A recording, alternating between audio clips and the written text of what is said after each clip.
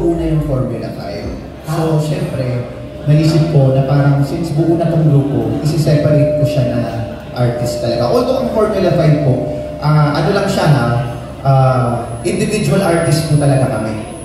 Pag nagsasama-sama lang kami, meron kami mga original, may mga recordings kami na magkasama, pero may individual recordings din talaga kami. Okay. So, pirmahan mo na.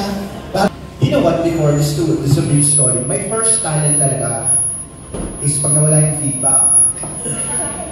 My first talent ko talaga is si John Buelas. If you remember, John Buelas from He's Into Her, yung kumanta ng theme song ng He's Into Her. Siya talaga yung una kong talent. But he's from the UK. So he went back to the UK. And then my second talent is Oliver. Siya po talaga yung second talent ko. Tapos after a while, doon pa nabuo. So hindi po actually parang first time. Pero yung experience ko po kasi managing talents, it just came about because lumapit po kasi sa akin at gustong magpatulong to get into the industry. At dahil nga po, nasa industry ako ng pag-direct ng concerts, ng TV, at ng pang videos and all, naisip nila na parang ako yung mag-handle sa kanila. So, doon po nagsimula yun. Congratulations! Si Oliver po, nakilala ko siya kasi consultant director po ako ng Pie Channel. If you remember the Pie Channel of ABS-CBN, I was a consultant director and he was part of a talent competition ng Pie Channel. Tapos, pinakilala ko sa akin doon. Tapos, pinahanap ko talaga siya. Sabi ko, sino yun? Sino yung mga grab driver doon na parang pwede yun. Sabi ko, pwede yung magaling din siyang kumanta. So, pinahanap ko po siya talaga. Tapos, kung nahanap ko po siya, ginest ko lang po siya sa show ko. I also do streaming for FYE channel of ABS. So, at home yung sessions, ginest ko po siya doon. And after yun, sabi ko, sige, let's try. Baka pwedeng mag-work. So yun, so that's Oliver. After Oliver is Kier. So si Kier, when Oliver had to go, when Oliver had to find himself, umalis muna siya, si Kier came into the picture. Si Kier naman, nag-message lang siya sa akin. Ang sabi niya, direct, gusto kong mahanap yung purpose ko. Ang tagal ko na pong songwriter, pero hindi po ako nabibigyan ng opportunity. May kanta na po ako sa Spotify, pero parang kulang pa. Plus, ito yung sobrang naging interesado ako. Ayoko lang din pong maging singer o composer. Gusto ko rin pong maging parte ng production. Gusto ko rin pong magsulat. Gusto ko rin pong mag-produce ng videos. So, naging interesado ako. Siyempre, kasi ako kailangan ko ng tao kasi I also own FLM Creatives and Production. So, we produce TV shows, pageants, yan. So, sabi ko, oo nga, pwede. So, doon po nagsimula yun. And the rest is from social media. Lay is a very young social media influencer from TikTok, and Bigo, na nakita ko na at a young age, at 19 years old, he's 19 years old, he's the breadwinner of his family.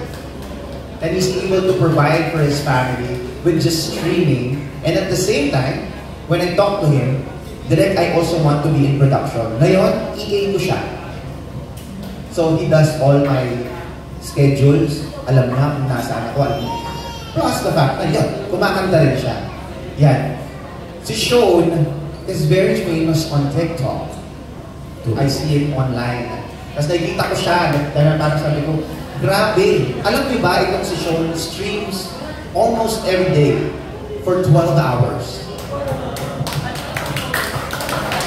For 12 hours. And he's doing that because he wants to provide for his family. At alam niyo po ba, dahil because of his streaming, he was able to send his family from Negros to Manila. Dahil sa streaming at dahil sa talent niya. So, it was just fitting na sabi ko, I think he needed this push. He needed this push para mas mapalawig pa yung talent niya at makatulong pa siya sa iba. Si Kirby is a very, very talented person.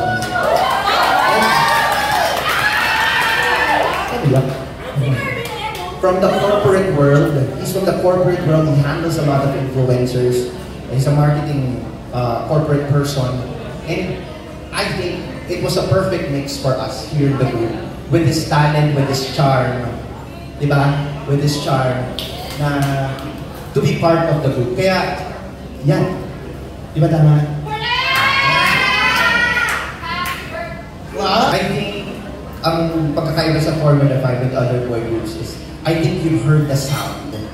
The difference of the sound when we're together. You know what? It's the chemistry of our voices.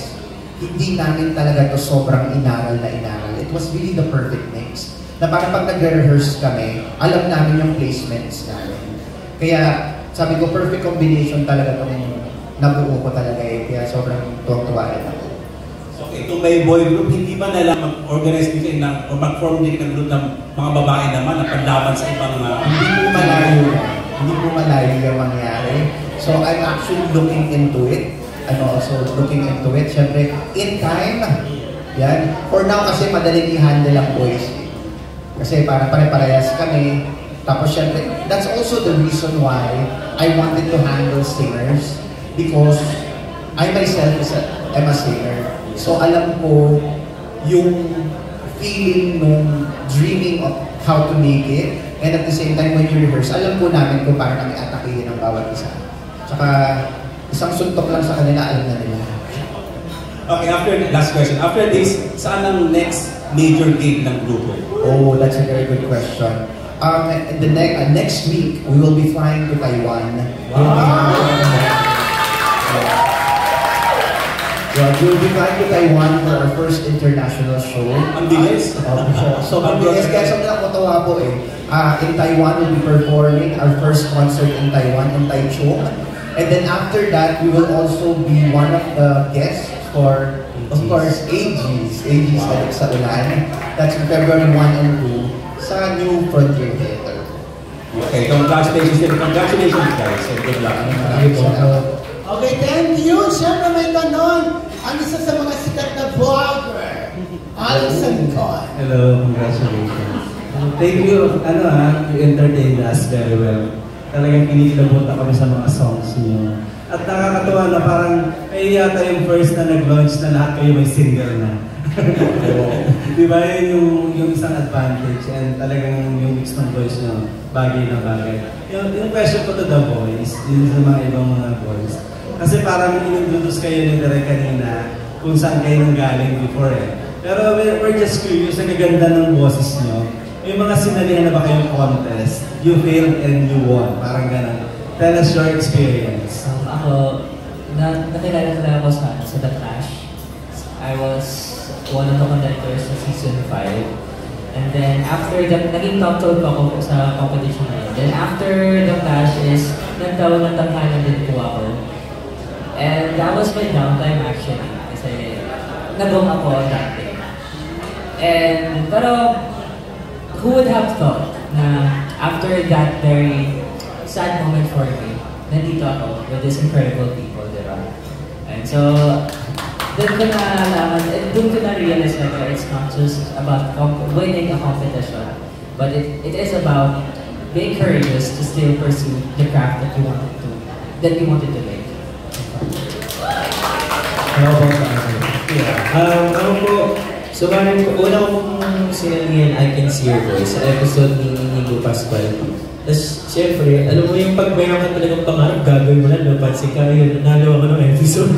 Nag-duet kami ni Nico, tapos dinala ko sa tawag ng tanghalan, tapos natalo ako.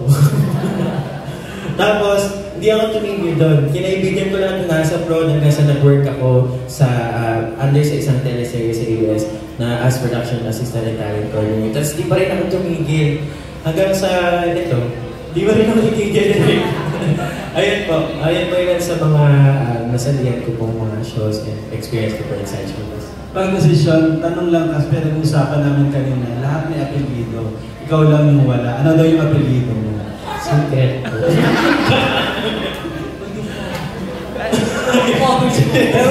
pero gusto mo ba makilala ng Asker without Care lang po, okay na ako. Kasi, I love them later, ramdam ko na yung support ng family ko palagi. Ako si Ken, wala siyang apelido. Okay.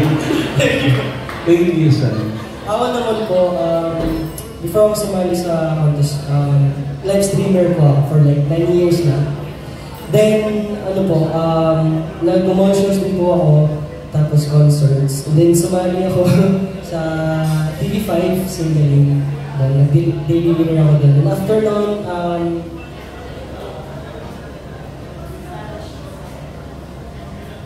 after noon, nag-management po ako.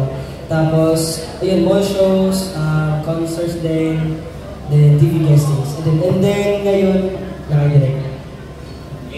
Thank you. Si Lane. So, ako naman po, hindi pa po ako nakakalabas sa TV kasi hanggang auditions lang po ako. Since bata pa po ako, nag-audition po sa Junior Hashtag, sa Showtime, sa TV5, yung kay Kuya Will before. Nag-audition din po sa Filmmaker, saka sa Sampa pa. Sa mga nagtatry din po ako sa TV commercial. Yung pinaka-last po na yung audition ng Chris PBB po. Okay. Pero are you planning to join pa ba? Or dahil may group na kayo, hindi ka na sasali sa contest? Hindi ko rin po sure, pero I'm just waiting for God's will. Thank you, Dave. See all of you. Ako po nag-start po ako, audition muna sa I Can See Your Voice ng first season.